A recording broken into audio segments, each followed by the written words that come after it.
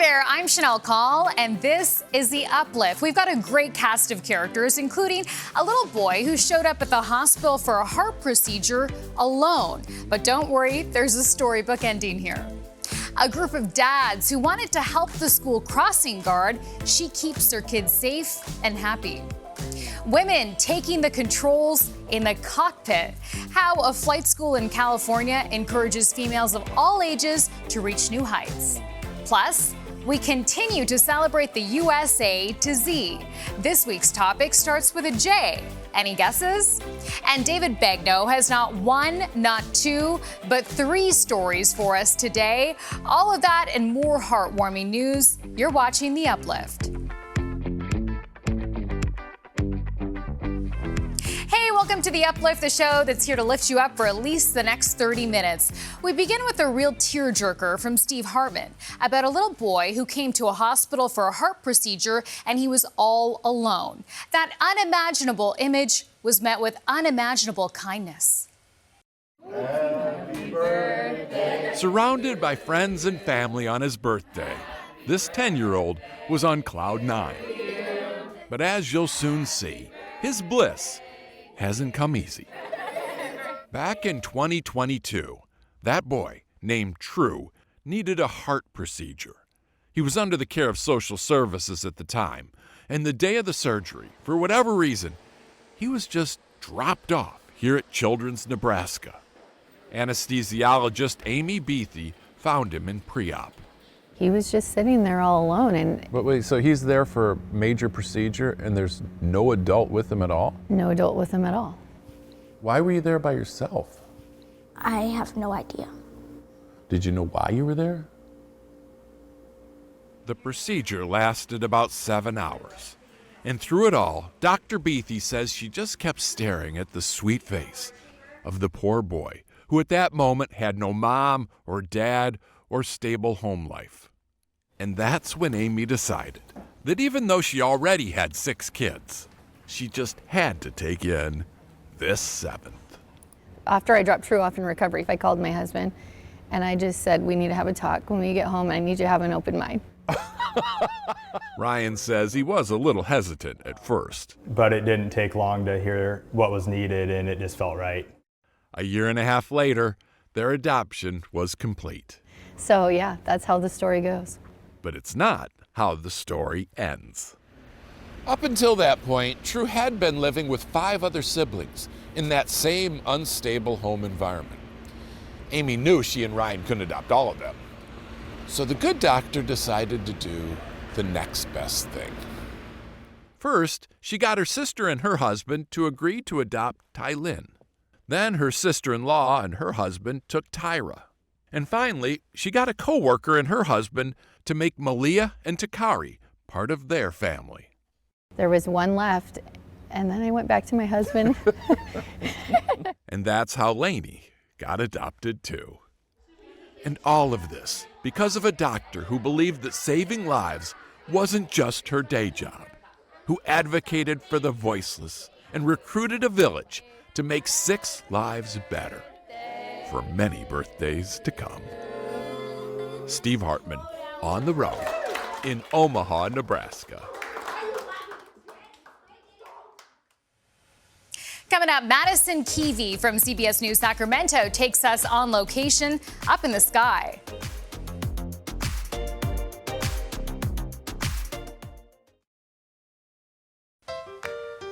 We now introduce you to a crossing guard who goes above and beyond for her community. To thank her for keeping their kids safe and happy, a group of dads went above and beyond to help her. Mornings are busy at Moss Haven Elementary in Richardson, but there's one constant, Miss Crawford. Everybody loves her. She's here every single day. She's part of our community. Just always here to make a smile on everyone's faces as we cross the street. She's out here every morning, every afternoon. Again, she probably knows more parents out here on a first name basis than a lot of other people. She has a lot of fans with the Moss Haven Elementary Dads Club. We're a group of dads that have all signed up to come together and better the students and the teachers' environment here at Moss Haven Elementary. Most mornings we get about 6 to 8 dads. We're out here every morning to make sure everything's running smoothly with the crossing guard situation and working in tandem with Miss Crawford. Sometimes I have to tell them, you don't run in the crosswalk. And they know what Miss Crawford says. Safety is first. She's an essential part of this community. But about 5 months ago, her car broke down. I was lifting here. Then when I ran out of money on the lift, I had to get on the bus. So I had to do what I had to do. When the dads found out, they decided to do something about it. We knew that she needed a car, and it took a couple of months to find it and put it together. I sent 2 emails. We raised several $1,000s in just a couple of days. It took a minute, but the dads of Moss Haven gave Miss Crawford a new car, a white Jeep that makes her smile. Thank you, Moss Haven Elementary. It's an incredible gesture, but it's something you do for a person who's more than a crossing guard. You see them every morning, every afternoon, so it's whether it's a hi or a hug or a fist bump or how's it going, you start to get to know someone on more than just a casual basis. In Richardson, Bo Evans, CBS News, Texas. Madison Keevy from CBS News Sacramento now has a story for us from the pilot's seat of an airplane. Headsets on. 30.16. Anybody has a future. A little bit power. It is such an amazing thing to be able to fly an airplane. Sky condition clear below 12,000. It takes time, it takes effort, it takes energy. Full throttle. Full throttle. But you can get there. There you go. Now you're flying. Good job. And we are flying. We are flying. Clearing a path to the cockpit. And head towards that mountain. Helping more women take the controls. When I say my controls, you say your controls. Oh, your controls. Okay. We're in the air flying over Folsom Lake. Today, I'm a student pilot, and Jamie Lou Waterhouse is my instructor. 1,300. You're flying a plane. Up here, women are still outnumbered. That's why Waterhouse founded Girls Love to Fly, to get more women and girls into aviation. Our goal is not to be a female pilot. Our goal is to make it more usual to have females flying. A lot of time when I'm flying, especially with the corporate jets and those kind of planes, people are they're excited. They're like, oh my gosh, a female pilot, a girl pilot. And I'm like, yeah, it's cool, and it is cool. But what would be really cool is if it was more normal, and if it wasn't just such a culture shock. Discovery flights like this are about more than just fun. They're a launch pad for women and girls to show them the sky's the limit. When I was younger, I was terrified to fly, and it was scary. It was the unknown. And I did it to conquer a fear. The corporate captain and certified flight instructor now flies nearly every day. All it took was getting off the ground to see what was possible. How important is representation? It's extremely important. So when we represent women in aviation, that's where our safety culture comes along. You know, a lot of times people, like I said, they don't expect a woman to be a pilot just because it's not the norm. Changing perception starts by changing the statistics. 6 to 10% of all pilots are women. Executives in aviation, even fewer.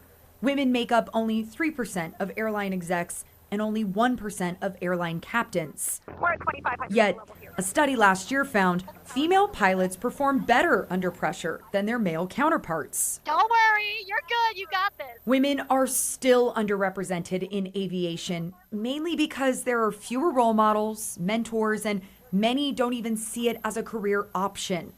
Breaking these barriers starts with visibility. Okay, we have 18 gallons on that side. All right, we're gonna check the other side. Before we ever took off, Waterhouse made sure I knew what was going on. Look in here and make sure. Every checklist item, You wanna check the lights, the fuel quantity. a lesson in safety. Master switch on, flaps down. She's done this before and tells me confidence can get women into the cockpit. You wanna make sure that the beacon is working up there. But more importantly, confidence keeps them there. It looks good to me. Good. Looks good to you. For student pilot Marissa Nasco, flying has been years in the making. She says a flight with her dad when she was just 5 years old sparked the dream, but taking the first step into aviation felt intimidating. I knew that I could get into it somehow. I just never knew how to do it. I was afraid to take that step. Now, she's proof of what's possible. Whatever we want to accomplish in life, we can do. And we did. Back in the cockpit where the controls were mine, the lesson continued. You're flying. My hands are not even on this. That's the mission, isn't it? To help women realize when they're in control, everything changes. Anybody can do it at any age. With the help of someone like Waterhouse, taking someone like me under their wing. McClellan, you see the long runway? You see like a... Yeah. Okay, so that's where we're headed. McClellan Tower, Piper 72435. With a mission to put more women in the sky. We want them flying a lot, and we want them flying safely. A great pilot, period. A great pilot, period. That's what needs to happen for all of us to be safe and all of us to be successful in aviation. Wait for it, wait for it, wait for it. And touchdown. We help women and girls build their confidence so that they can get out there, conquer their fears, and look back at themselves years from now and go, wow, I did it and you can do it too. Incredible. Yeah. I just flew that plane.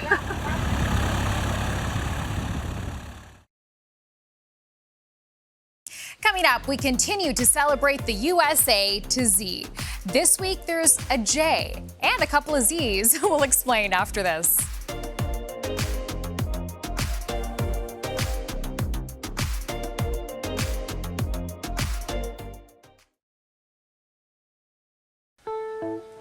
It's that time to look ahead to our country's 250th birthday, celebrating the USA to Z. Now we're up to J, and the great Trombone Shorty takes us through all that jazz. The first time I heard a brass band, I was still in my mom's belly. Music was everywhere in the Tremé neighborhood of New Orleans where I grew up, and I can't imagine life without it. When you heard those horns coming down the street, nothing else mattered. You ran out the door and joined the parade. Growing up, there was a trombone player in our neighborhood named Keith Anderson, but everyone called him Wolf. He had so much soul that he couldn't stand still. Every note out of his horn was accompanied by a physical movement that was so entertaining, so captivating that you couldn't take your eyes off him. I always knew that was the kind of artist I wanted to be. I played my first jazz fest at age 4 when Bo Diddley invited me to join him on stage. I started my first brass band at 6. Since then, the music I soaked up in the streets of New Orleans has taken me everywhere from the Grammy Awards to the White House. More importantly, though, it's taught me how to connect and communicate in ways far deeper than words could ever allow.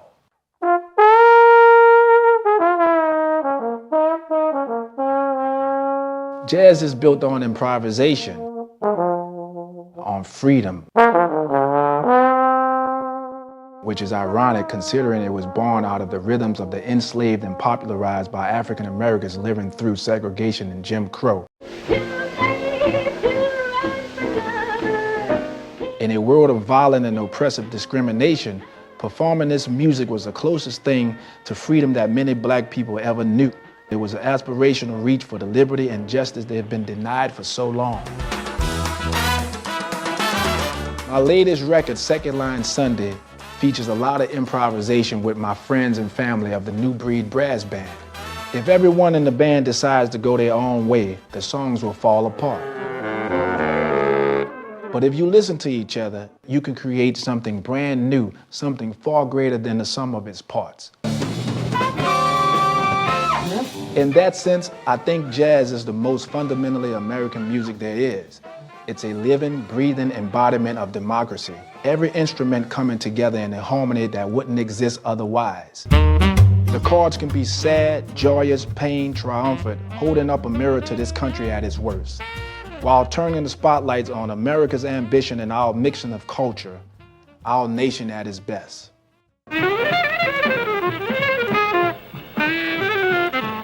Over the last 250 years, jazz built the bedrock of nearly every type of modern American music we know today.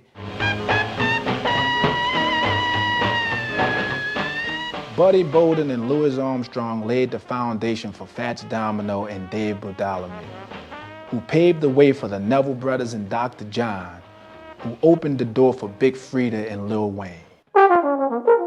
Where the music goes next is anyone's guess, but one thing's for sure, America will be listening.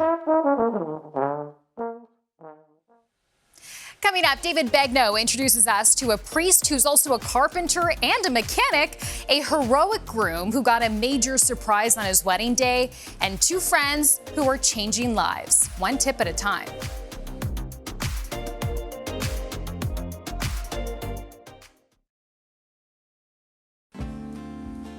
Every week, David Begnaud introduces us to an unforgettable character that he found in Begnaud's America. Today, he's got four of them, a couple of friends, a brand new husband, and a priest with an unlikely side hustle. They say Jesus was a carpenter, so maybe it's not that crazy. Probably the closest you're gonna get to hearing a priest say a bad word is right here. If your priest is a mechanic.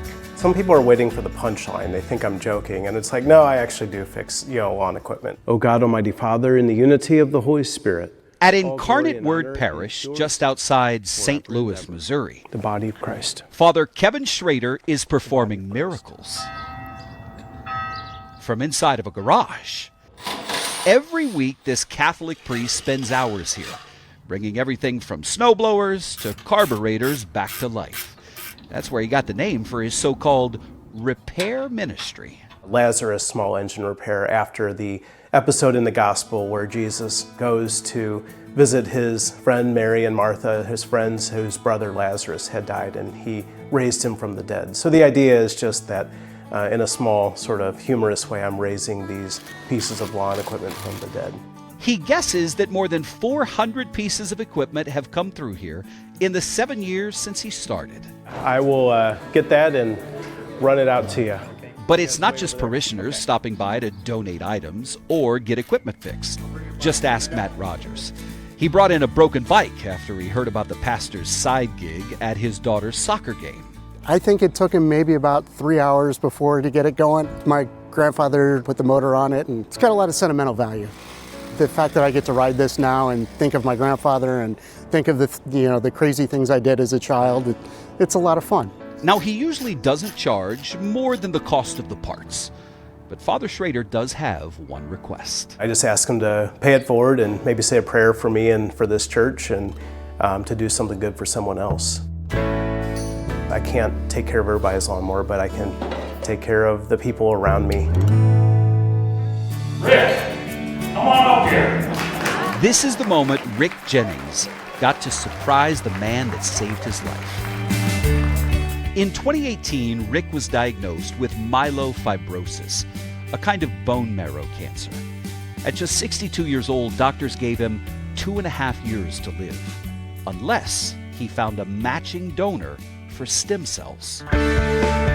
Enter Ryan Meninga, a Division I swimmer in his senior season at the University of Wisconsin-Milwaukee. With no knowledge of Rick or his story, Ryan had previously signed up to become a stem cell donor with an organization now called the National Marrow Donor Program, hoping that someday he might be able to help someone. That day came in December of 2018, when he took off from swim practice to go and donate to an anonymous match who was in need. There's a half a liter. The match was Rick, almost 2,000 miles away at a hospital in Seattle. After the procedure, they chose to be connected through the organization, staying in touch through social media as they reached new milestones in their lives separately. Yay! Rick was officially declared cancer-free in November of 2024, and Ryan's wedding was coming up the following April. Ryan! And so Ryan's mom, Christy, asked Rick if he would surprise Ryan with a FaceTime call on his big day. But Rick had some bigger plans. Hand was in the air, gas in the car, and we're gone. Rick and his wife drove for 3 days to make it for the most important day of Ryan's life, so that Rick could finally give a proper thank you to Ryan for saving his life. So all I'm doing right now is taking vitamins, living life.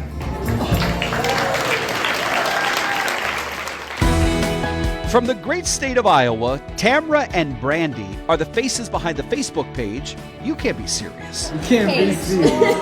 Can't be serious. With more than 80,000 followers, their mission is really simple. Amber, we would like to tip you $1,400. Just go spread some kindness.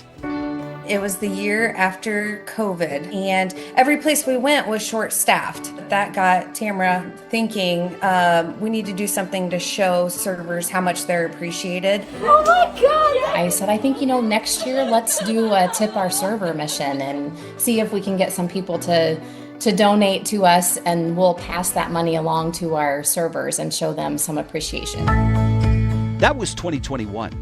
Since then, they've been collecting money from their friends, families, and followers to surprise different servers across America.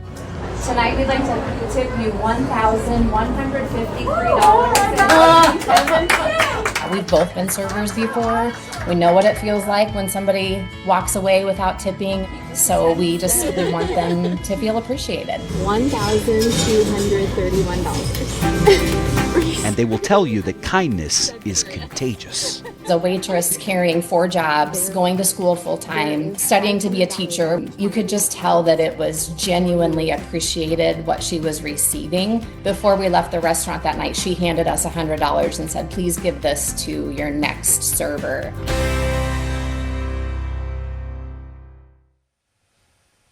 Well, that's our show. I hope this news brightened your day and lifted you up.